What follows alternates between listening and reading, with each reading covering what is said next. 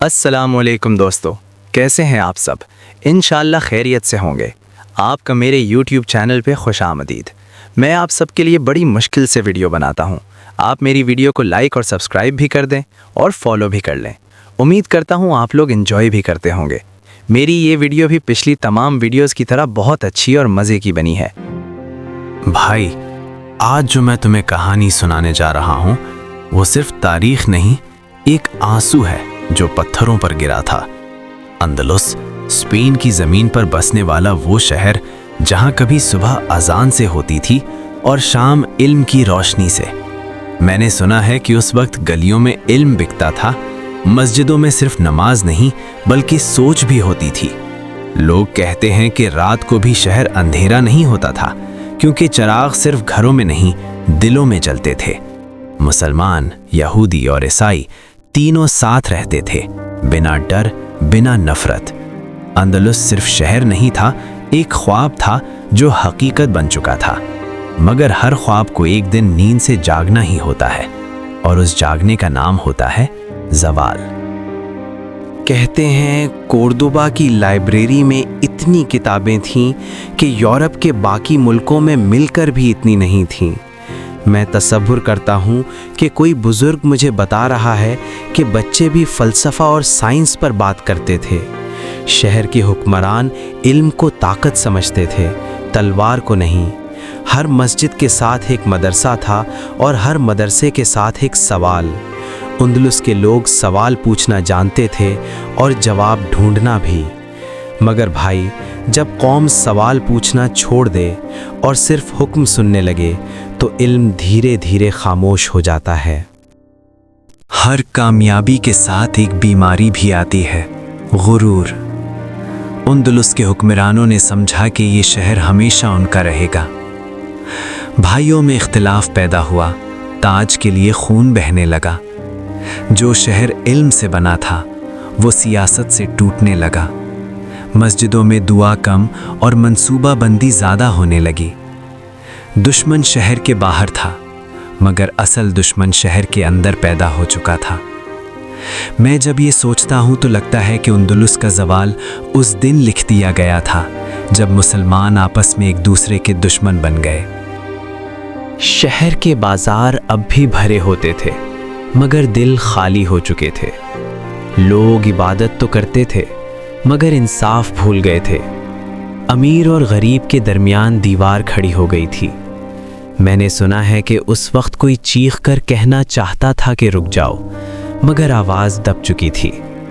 اندلس کے لوگ شہر بچانے سے پہلے اپنی کرسیاں بچانے میں لگ گئے تھے، اور جب قوم اپنی ضرورت سے زیادہ اپنی انا سے محبت کرنے لگے تو اللہ بھی امتحان بھیج دیتا ہے۔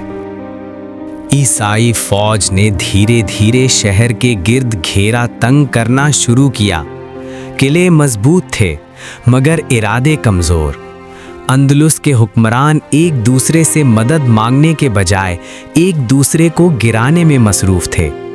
بھائی، تاریخ گواہی دیتی ہے کہ جب دشمن باہر کھڑا ہو اور قوم اندر سے ٹوٹی ہو تو صرف وقت کی دیر ہوتی ہے۔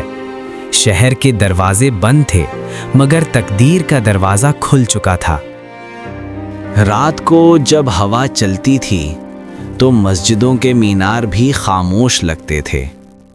اذان اب بھی ہوتی تھی، مگر اس میں پہلے جیسی طاقت نہیں رہی تھی۔ لوگ گھروں میں بند تھے، دعا کرتے ہوئے، مگر یقین کے بغیر۔ میں سوچتا ہوں کہ اس وقت ہر دروازہ ایک سوال پوچھ رہا تھا، کیا ہم نے اللہ کا شکر ادا کیا یا صرف شہر پر فخر کیا؟ خاموشی ہر گلی میں پھیل چکی تھی، اور یہ خاموشی جنگ سے بھی زیادہ خوفناک ہوتی ہے۔ گرنادا، اندلس کا آخری سانس۔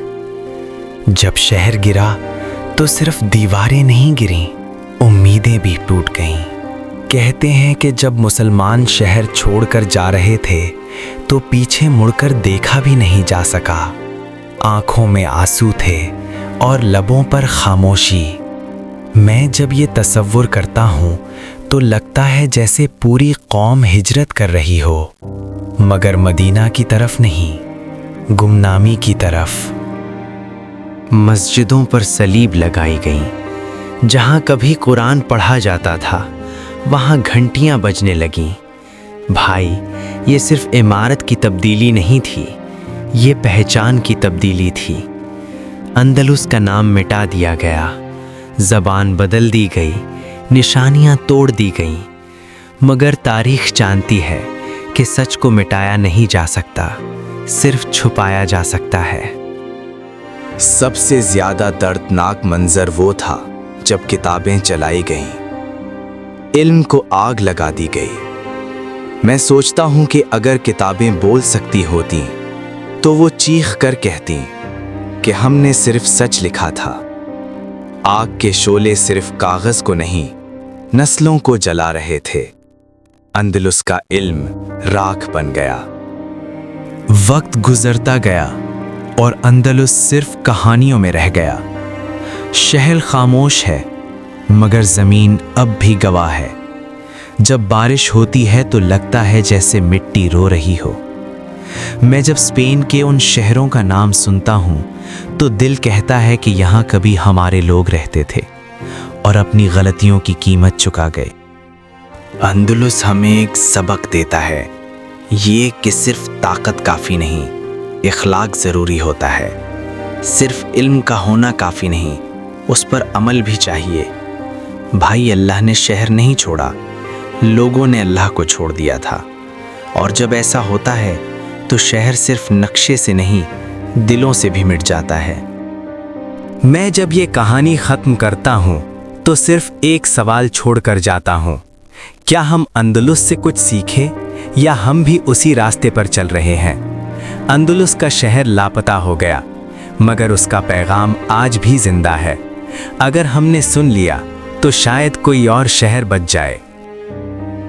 جی تو پیارے دوستو، آپ کو کیسی لگی یہ ویڈیو؟ مجھے کامنٹ سیکشن میں ضرور بتانا۔ امید کرتا ہوں آپ کو یہ ویڈیو اچھی لگی ہوگی۔ اپنے دوستوں کو بھی یہ ویڈیو شیئر کریں۔ ملتے ہیں آپ کو نیکسٹ ویڈیو میں، تب تک اپنا خیال رکھیں۔ اللہ حافظ۔ شکریہ۔